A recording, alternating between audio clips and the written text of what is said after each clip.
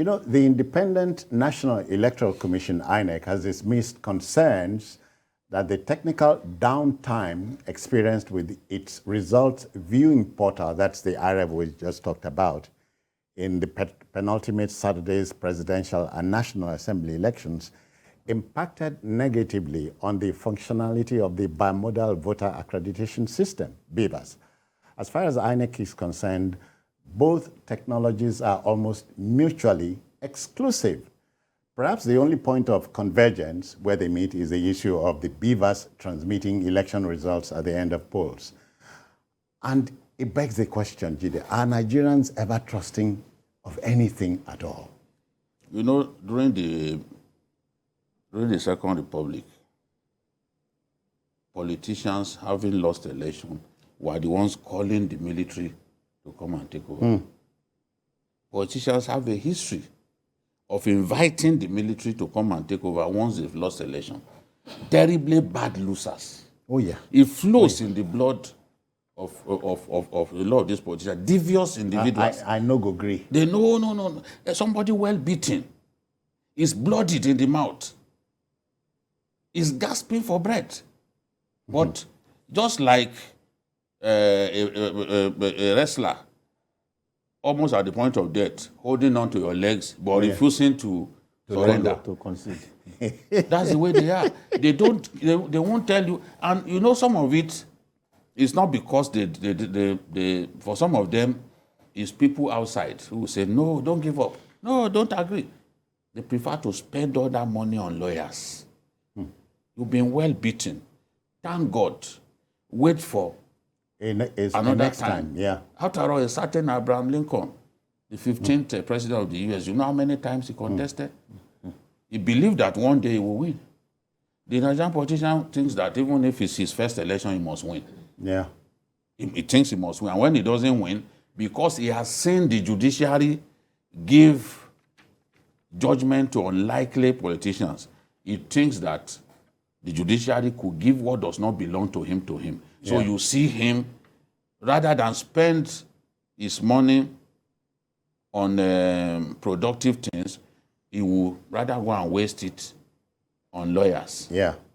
So those lawyers will tell, no, you can win. Lawyers will even go against rationality sometimes to file frivolous cases before the courts. And at the end of the day, he will waste his time. He will still not win. Bad losers dominate the tribe of Nigerian politicians. This is what I see. Some of them, when you even advise them that just accept it, you cannot, this is a waste of time. They will not listen. You're considered a bad man. So now this is the same thing we are seeing, an attempt to bring down the roof, make it look like the exercise we had the last time was the worst in our history. And they are not looking at some of the salient facts that came out of this election. Yeah. The loss by 20 governors of their states. They are not looking at enough. it. No, they are not interested. Enough. And all parties were affected. PDP lost a good number of its states. Look at what happened in Delta. Look at what happened in Delta. See the way Okoa. See what they did to him. See what happened even in the Northwest that the APC used to dominate. See how many states they lost. They lost Kaduna. People didn't see that coming. They lost Katsina. People didn't see that coming. But that's the beauty of democracy for you, that the people, you think that you've worked for the people, they are not impressed by your work, and they have a chance to say, yes, we don't want you. Adekunle, thankfully, I seem to agree with the late Professor Chinua Achebe. There was a country. There was a time when politics was appealing to young boys of the time. You know, the time of the Mbadiwes, the Awolows, and so on. But that our politics had descended gravely to this stage is benumbing. Even during the Awolows, politics was not perfect. And, but it was not this volatile. And the politicians of that era too were not saints. You get my point? At least we witnessed some part of it. The politicians of that era were also not saints. But if you say we are plummeted to a terribly low Yeah. But I think I will agree. And I will agree with that. But when you look at our politicians today, who talks about Jonathan? Today, it should be a model. He was always talking about it, that my ambition is not worth the life or blood of any Nigerian. That's it. But unlike most politicians in Nigeria who will say great things and do the evil things, Jonathan walked the talk. He didn't In fact, go to... he said on election day, they were sending him evidence of rigging in some places. But that he just felt, look, Did it really matter? underage voting and others, they were sending it to him. They didn't want him to concede. So what he considered, he didn't even let them finish the tabulation. He said, come on, took his phone, called Buhari and Congratulated him. and left the space. And he didn't go to any tribunal. You get my point? I've met big guys in the political space. Reasons they go to the tribunal, they said to keep the party supporters, intact. I said, you don't mean momentum. it? They said it's one of the major reasons that most times they know that they have lost. But if they, let party supporters To give them hope. that the reason that you have to wait till 4 years, that immediately majority of them will, take the backs, they will run away. And it's so crazy that this is the time where politics has become a full-time venture in Nigeria. That is what it is now. So you now realize that most of them, including those who lost, who lost fair and score, that nobody rigged them out. They knew in their heart that they lost. But they will come up with frivolous excuses and they will say, we're going to court, we will retrieve our mandate, they will be rubbishing the winner. So when are we going to be Democrats? Because in the true sense of that word, I have never seen, I don't know of people I can see as Democrats in our space here. Oh, yeah. Everybody wants to win, and every loser is not... It's like So now we have a Jonathan that nobody is talking about. all right. Adekunle, we must take... Patrick is reaching us from Port Harcourt. Pat, good evening to you. How are you? Good evening. Welcome. Good evening. Yeah. Let's Honestly, go. Babajide, you are a man most people are looking up to. And I expect you to be very objective when you are making your analysis so that you don't lose your fan. The mood of the nation is tense, not because of the election. People are not complaining who lost or whether they are bad losers. Whether the whole governors in Nigeria lost. Hear what Peter Obi said. He that must answer His Excellency must ride on the pride of excellence. Let's listen to him. Yeah. Let me hear what he has to say. Pat, are you there? Patrick, Okay. I'm I listening. lost in Lagos. Then one in Rivers that I am. Where people went under the rain and all manner of things. The process is faulty, lacking credibility, lacking fairness, lacking transparency. We have to face the truth. That's what people are talking about. Is it everywhere? Oh, listen, Patrick, is it everywhere that... we're not saying everywhere. We're saying is transparency. Is it in the majority of the polling centers? Listen, you are the same person talking about senators, House of Rep, and whatever. They transmitted the results. Why was it finding it difficult to transmit? You won't even allow me to make my point. Why were they finding it difficult to transmit presidential results? That's what people are saying.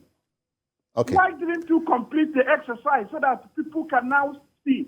See, they said they taught us in law. Justice should not just be done. Yeah. To sin Patrick, you have made your point. You have made your point. Jide, but again, he's entitled to his opinion. But again, people must also talk about a right, a freedom of thought, not just a freedom of expression.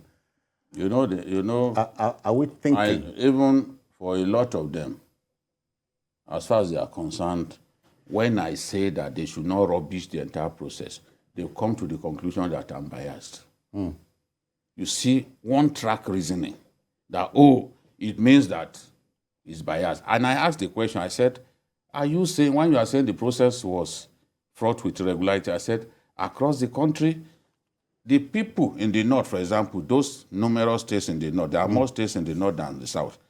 How come we are not hearing all of these complaints from that side? It means the people defeated there have already accepted it that, yes, they were well defeated. You cannot, because of some things that happened in Rivers or that happened in Lagos, then give us the feeling that the whole exercise was bad. It doesn't matter if I'm the only one saying this.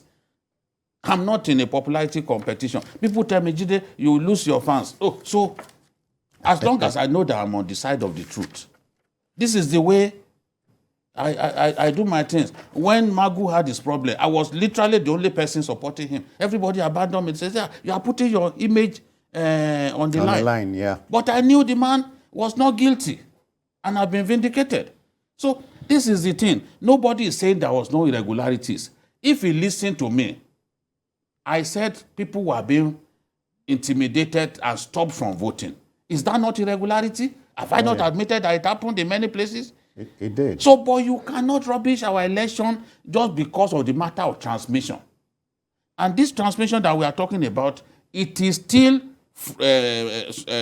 something that is manually filled that you transmit. Shebi now, they have uploaded more than 90% of the results. Now, people will be able to see where there are, where what came from the polling centers contradicted what was uploaded. Eventually, yeah. And then in court, they can take such matters before the court and say, see, we scored so here, but this is what was from uploaded. And the courts will do justice. So this is the thing. We don't need to heat up the polity because we had irregularities in a few places. And we never agree with anyone who wants me to believe that this whole election was characterized by just because you have issues in Port Harcourt or you have issues in Lagos. No. Kunle, you know, our politicians, even the last caller will agree, have become Machiavellian, you know, win by all and every.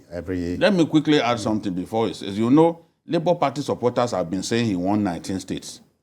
Dubawa is a company that exposes fake news.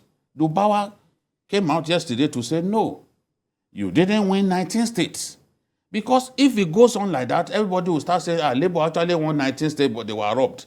Dubawa, and if you Google, you will see they come out to say, no, Labour Party, you didn't win 19 states. All right, let's go on this commercial break. We'll be back. Please stay with us. All right, then. Well, welcome back. Adekunle, I was going to come to you. Let me come to you now. Okay. Robert Greene's 48 laws of power will come in handy here. The first law is Oga na King. Number one. Number 2 is defer to Oga. Number 3 is don't show your hand too soon, if you look at the law. The Nigerian politician has become Machiavellian, as I was going to say, and this is not good for our democracy. Nearly 63 years after independence. You see, the perks of office should also be, because scaled down. Scaled down. The Nigerian politician, believes he can only make it in life if he goes in there. The moment he's out of power, the atmosphere out there is very, very cold. You understand me? Very unfriendly. So when you see the life of people that go into politics, whether at appointive or elective, level, you will know why are they always, why do they always run mad whenever a result of elections are announced. So you will know that they always want to rig and win by all means. And every means. And they believe the best rigger, is the winner. And truth is, and when they want to do this, they compromise. As we are working towards, election. Some people are already thinking beyond the election. Thinking about how they the lawyer they will use, how to compromise the judiciary, the security agency, the everything, including the civil society organizations. So when you look at them very well, what is driving them this mad, you know that what is in there. But if you make our public office less attractive, people who want to render service, maybe for such people, those who are in there now, it is self-service. Yeah. They just whip it, number one. weave it around. In a country where politicians would rather not pay 20,000 naira to a